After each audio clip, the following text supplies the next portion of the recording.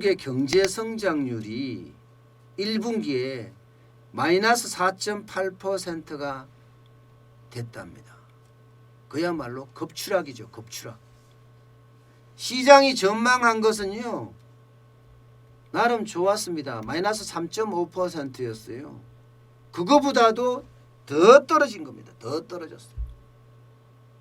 시장이 전망한 것보다 더 떨어졌다. 이 말은요. 충격적이다. 이렇게 평가할 수 있는 부분입니다. 이게 미국 상무부가 발표를 한 내용입니다. 지난해 4분기만 하더라도 2.1% 플러스 성장이었습니다. 그런데 지금은 마이너스 4.8% 성장이에요. 야, 차이가 얼마예요? 이것만 하더라도 6.9% 차이가 나네요. 6.9%. 엄청 떨어졌죠. 이게 2014년 이후 계속 떨어진다. 이게 IMF 금융위기 수준하고 지금 거의 비슷하다고 보고 있습니다. 금융위기 수준. 이 정도면 미국이 리세션, 다시 말해서 경기 침체에 들어가는 것 아니냐, 이렇게 얘기할 수가 있습니다. 왜냐고요? 2분기가 더 나빠지기 때문이에요. 이게 일반적으로 1분기, 2분기 연속으로 성장률이 마이너스가 되면 기술적 리세션이라고 이야기하거든요. 기술적 리세션. 일반적인 이론이란 뜻이에요. 그러니까 2달 연속 마이너스가 될 가능성이 굉장히 크죠. 그렇기 때문에 이거는 기술적 리세션, 경기 침체가 시작이 됐다, 이렇게 보는 겁니다. 실제로 미국 경제를 이렇게 뜯어서 들여다보면요. 지금 거의 최악으로 가고 있다, 이런 느낌을 많이 받고 있습니다. 1980년 이후 최악의 지표가 나온 것도 있어요. 그게 바로 소비입니다. 소비가 마이너스 7.6% 급추락했습니다. 소비는요, 미국 경제 전체 경제 성장률의 3분의 1을 차지합니다.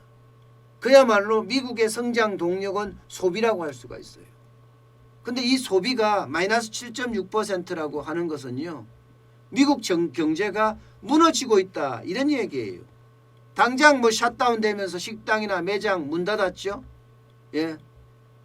어디 그뿐이에요. 사회적 거리 두기 하면서 모이지 마라 했잖아요. 여기도. 그러니까 마이너스 7.6%니 이거는 1980년 이후 가장 큰 하락폭이다, 이렇게 지금 평가받고 있습니다. 대한민국도 마찬가지죠. 마이너스 4.4%였잖아요.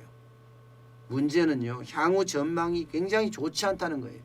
앞으로 4월, 5월, 6월에도 풀지만 이게 지금 경제 봉쇄를 좀 풀려고 하거든요.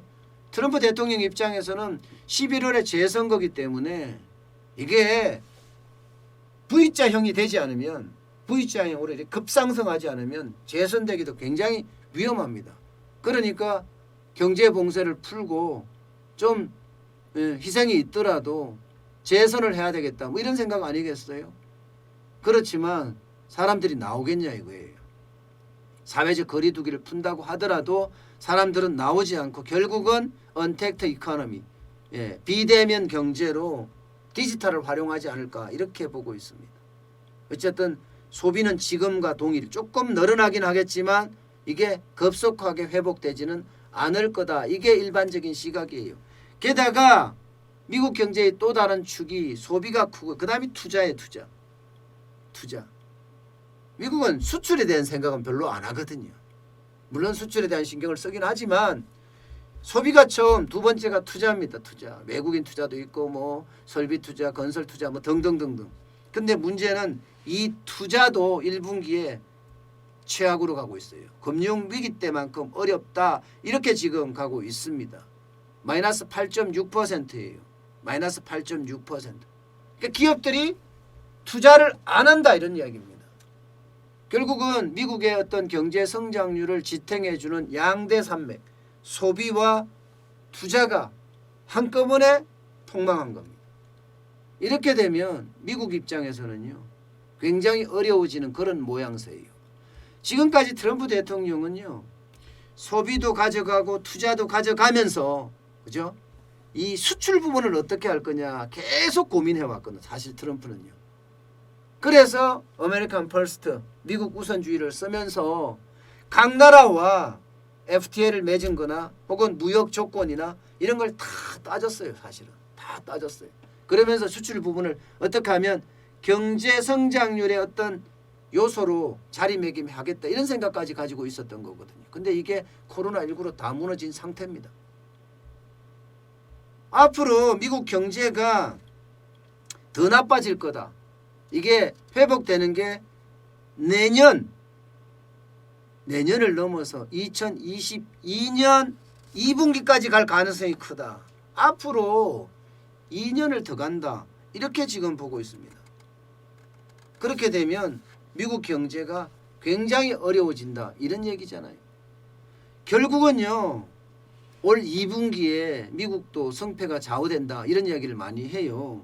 2분기에 자칫 잘못하면 마이너스 24%까지 되지 않겠느냐 이런 이야기까지 나오거든요. GDP 증가율이 말이면 GDP 국내 총생산 증가율이 마이너스 24% 그렇게 되면 실업이요. 예, 지금은 4.4%인데 아니 3월 기준으로 4.4%인데 이게 8월에 가면 19%까지 가지 않겠느냐 이런 이야기까지 지금 공공연하게 나오고 있는 상태입니다. 그만큼 지금 미국 시장은 지금 무너지고 있다는 이야기입니다. 무너지고 있다는 얘기. 여러분, 저는 미국 시장이 이만큼 무너진다고 하면 대한민국이 너무 걱정이 됩니다. 왜냐고요? 미국 시장이 무너진다는 것은요. 거기가 소비가 안 일어난다는 것은 대한민국 수출에도 이상이 있다는 이야기예요.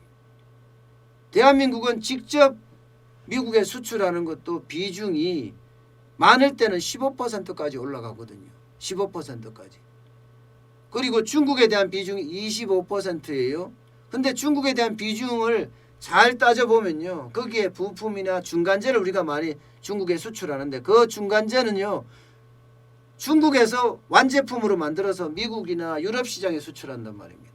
그런데 미국이 저렇게 무너지면 중국도 미국에 수출하기가 쉽지가 않습니다.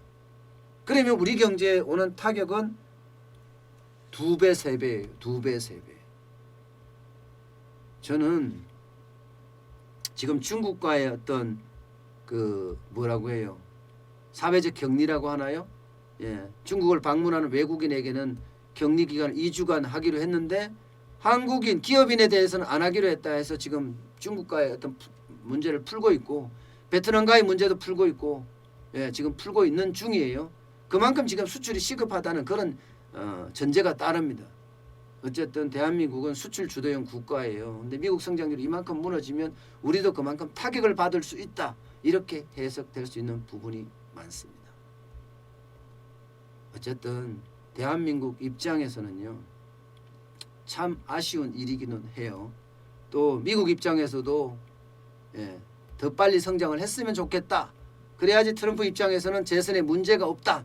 이런 이야기를 할 수는 있지만 점점 저는 대한민국의 경제 4월, 5월, 6월이 걱정되기 시작합니다.